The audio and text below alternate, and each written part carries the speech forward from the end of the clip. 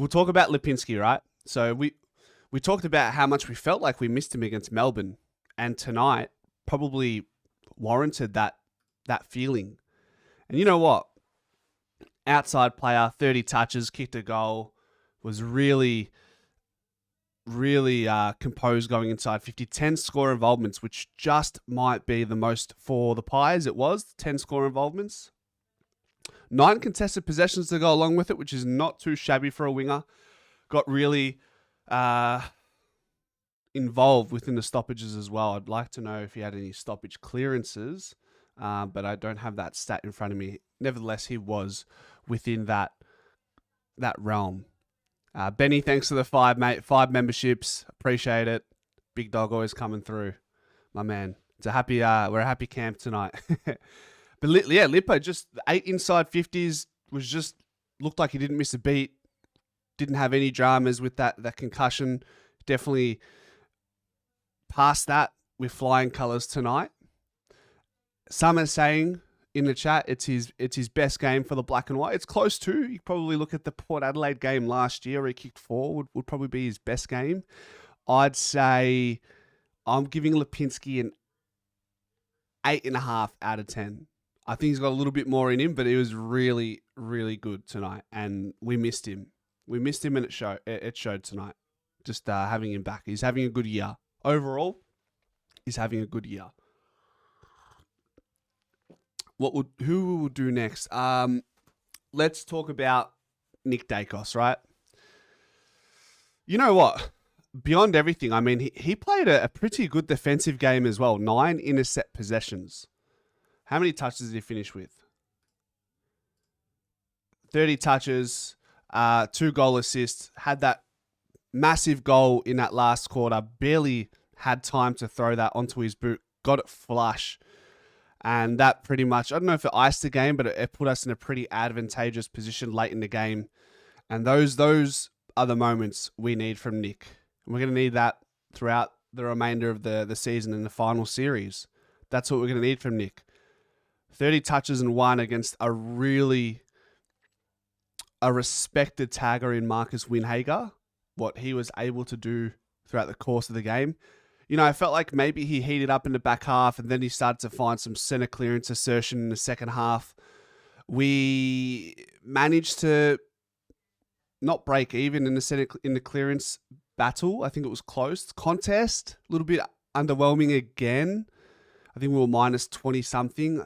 It's just probably something we're going to have to tidy up. But if Nick is playing like this, I think we'll work towards that more and more. Just being a little bit more, I don't know if it's more harder or being more cleaner or wanting the ground ball a little bit more than the opposition.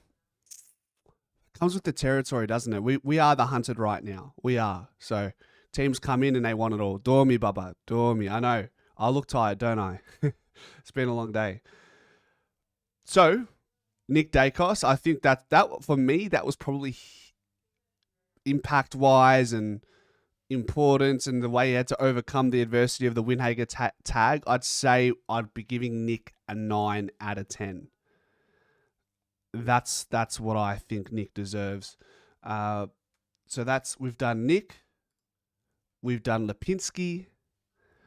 Who will be remiss of us not to talk about Darcy Cameron. He was outstanding. Took it up to Rowan Marshall. Did he expose him in the forward half? Maybe. He definitely found some little holes inside 50 just to get an easy, uncontested mark. And what he kicked 2 goals, could have had 3 or 4 by the end of it. Did he intercept much? Probably didn't intercept much as we're typically accustomed to, but a lot of his damage was forward of centre. And in the ruck as well, he was exceptional. I think he led the game or led the team for centre clearances. Again, I don't have the stoppages in front of me, but he was exceptional.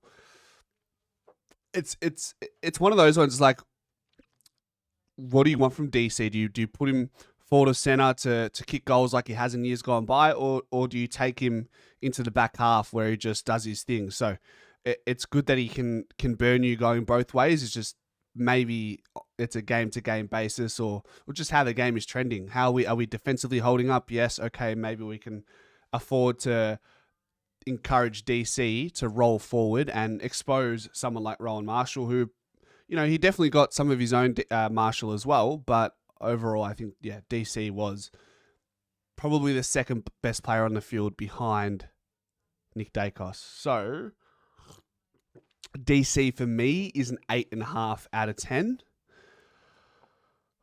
You know what? I want to talk about Jack Crisp, okay? 16 touches, kicked a goal, 6 score involvements, 3 tackles inside 50. He was as sure as anything tonight. I don't know if he's going to get much raps for tonight, but I just thought he was so just reliable. Everything he did went or trended in a positive direction after he touched it. I couldn't fault Jack Crisp. And this is someone who is sacrificing being an on-baller for the sake of the team. 10 tackles as well. So double-double. 18 touches, 10 tackles and a goal. Those are great numbers for a winger. Unbelievable numbers, really. Or 16 touches, sorry. I think I said 18. So, it's someone who could be the spearhead in another team, but he plays on a wing because he wants to allow players like Daicos and Sidebottom and Ned Long and Pendlebury to thrive as the on-ballers, as the guys. So I'm going to give Jack Crisp an 8 out of 10. 8 out of 10, I think. You know what? You know who was a workhorse all game long? Brody Mihocek. And maybe deserves a couple more goals than what he ended up with. He had what? 11 touches, 7 marks, a goal assist, 1 goal, 2. And he was a battering ram. He put himself in some tough positions and really had to eat some dirt in some of those plays. And his work rate, there was a contest on the right side in the fourth quarter. Nearly takes a mark, and then I think by the end of that sequence, he was in our forward 50 on the left side in the pocket where he took a mark. Like, that just goes to talk about his work rate, which once again, on camera, you're probably not going to be able to see and appreciate as much. 2 contested marks, 6 score involvements. I think he's the guy. I think he's our guy, the work rate man, along with, McStay and Membry, who work just as hard as each other. But Mihocek definitely took the chocolates in work rate and found himself in the frame more often than not. I'm going to give Checkers a 7.5 out of 10. And then last one before we roll into our post-game show. Our show with our guests. Let's see, who's someone we can finish off with? Let's go.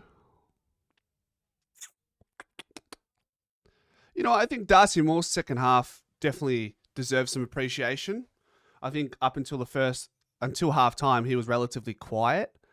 And then his intercept game was just on show for the second half.